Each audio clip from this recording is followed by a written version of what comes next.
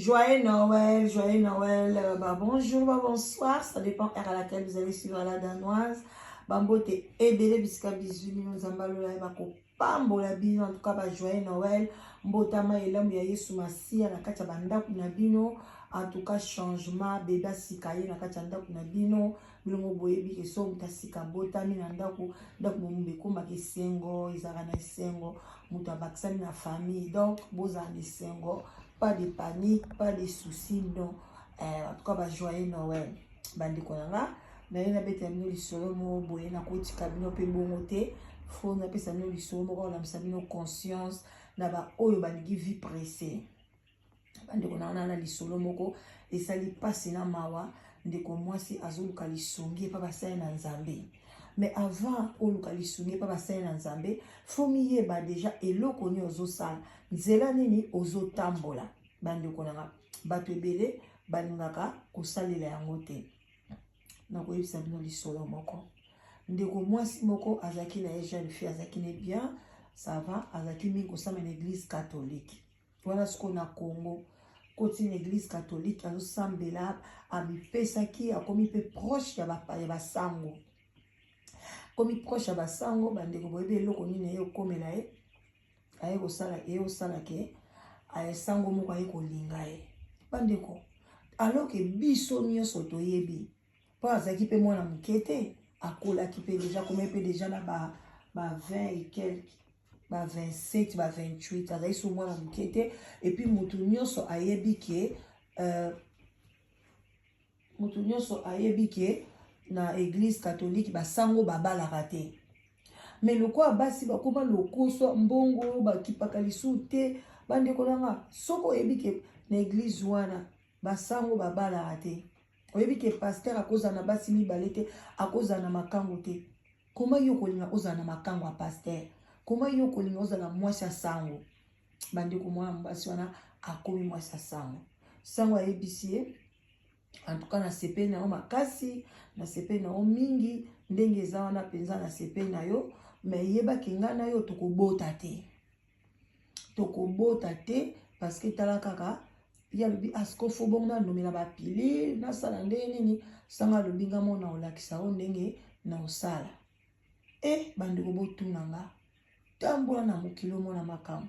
Sango alisiko azeli na tanga ba période na e sango siko abandi komela makila. Bandi omela makila wana bandi komela makila.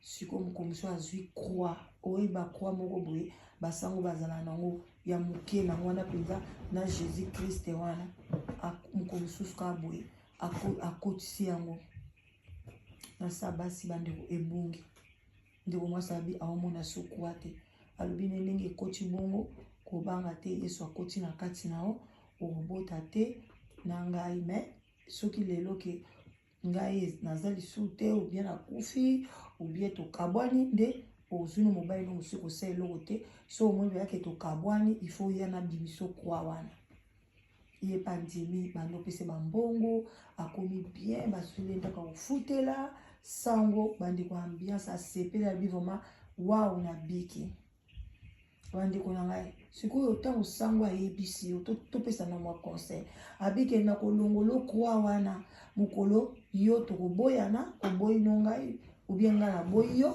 ou bien so na kufi siko so sanga kufi alongola mukoni ou bien tango to so boboyani na kanda oza si vraiment que sango alongola bandi ko na sango pina kolongola na kanda bandi ko nanga ezaki pasi na mawa ka ndenge baloba le malheur eyaka kana tanga mbutu ebike sango wana akufi kwa wana balongoli yango te abandi kolela alobi te ndenge eza bofona ke tubela nakende ka pune pa basango ndeka tokotaka tubela na tubela tango so a partir wana sango musu tanga koyoka emso kopesanga ba prière oyo kobimisanga nini wana kwa wana akei epa ya sango mususu akepa tubeli papa sango na yoki sango peka musu ya congolais peka ayoki sila bia ok alobi nepo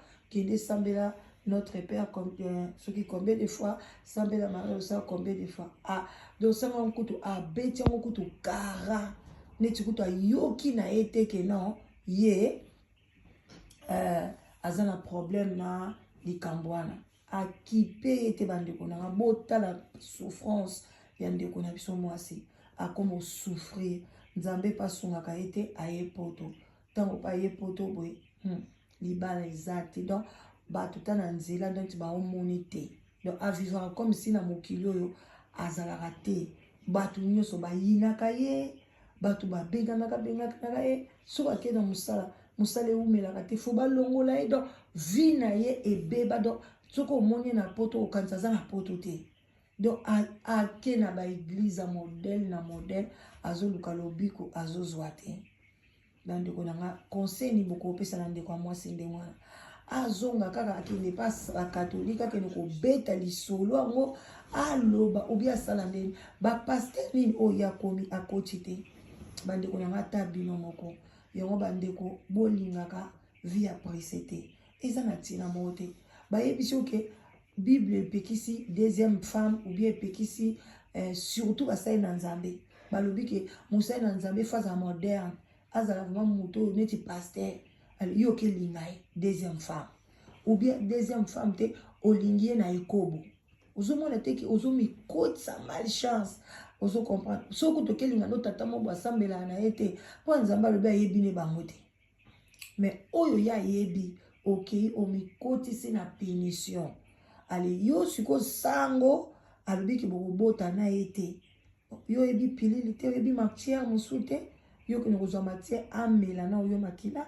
à côté ça yo croix dans les autres bande konanga ndeko moi c'est là comme tala ne bato mususu est na âge wana même quand moi na 3 il y a 5 ans il y a 10 ans au salibilo wa bon a oloba o makambone mais yo to koma diana ba 27 28 ans o ume a ume le pena sango ngwa bande ko ume le kina sango wana basala ki ba ina nete ba 2 ans ata ba 10 ans ya relation na bango ti bazo sala na conscience na ezaki ka te ki makambo na osala eza bien te na kobota te na sala et puis alors zo sous te et puis pe ba règle ne pe limwa et kenda déjà na âge na ba 28 ans tant ba chaka ka croix amdomo na ope souté ki pe au revoir azaki ne pas l'aise azo se sentir ne bien bon suko yo vie nyonso par terre sango pe akufa na ye bandeko donc ya ebele kolobeza te tozala biso mpe na Noël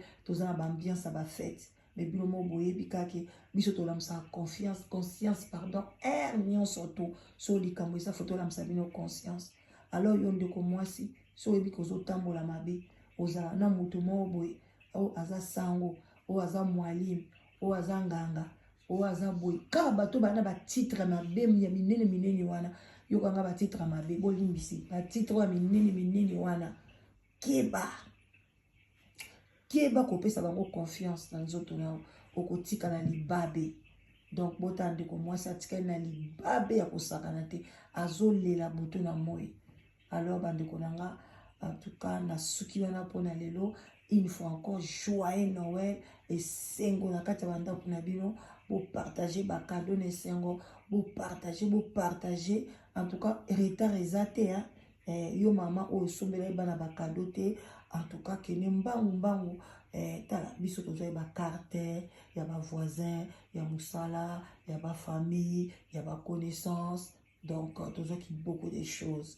En tout cas, merci na oyo so bakanisinga bakomelinga joyeux Noël nazo ki pende komo ba mosa tila ngambo na banque mais si siko nazo retrouver te ezanani donc komelanga message en tout cas pour nana singo merci so po yoki kanga na audio on a singo merci belé na bino so pe bo kanisanga pour l'anniversaire nanga le 1er janvier en tout cas vous êtes bienvenue soit au singi mora compte nanga soit au chengai au benginga en tout cas na opesa yo ou bien na live au che problème ezate bandeko s'il vous plaît beau like vidéo beau pointer quand je vous demande na yebi pourquoi en tout cas bazo signaler ba vidéo pour le moment vidéo ni ya mama Sylvie ba signaler ya mwasi ba signaler que bandeko nanga en tout cas on ne comprend pas bolingo na communauté ezokita tozoboma na biso bato mwindu.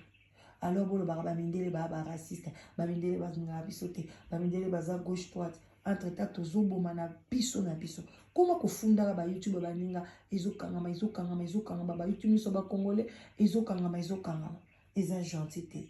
Totika makambo ndenge wana. So likambo ezali eke moninga sali mabe benga ye, moninga sali lo video mabe benga ye, solo la ne akol alongola. Ngako tunazaka facile. So na sali video osepeli nango te benganga no longola nanga. Ole to kene midi à 14h na longoli. Eza ngo simple ko longola. Pona ekufeli eloko te. Pona nga na souci ya communauté nanga na lingi nyoso na sola na bango na pesa na la musa conscience là tout ça ka ba live tout ça ka échange ya intelligence na sagesse mais na modèle a boy et comme limbisa biso. Vraiment, ce qui m'a bezali, les linges sales, c'est lave en famille. Boya to solo la makambo en famille, makambo nyoso ezala bien 2023, mutu na mutu asala musala na ye na ndenge na ye. Ekozala kitoko makasi, oli koto basali batu boy, koto basali boy. En tout cas, soko ki mongonga la danoise, o laika ki vidéo te, o pointa ki te, pointé, pona ko sauvegarder chaîne. Vraiment, je vous love. Une fois encore, joyeux Noël. Et puis, pourquoi pas, bonne année. Bisous, wana maman leki na bino la danoise. Bye bye.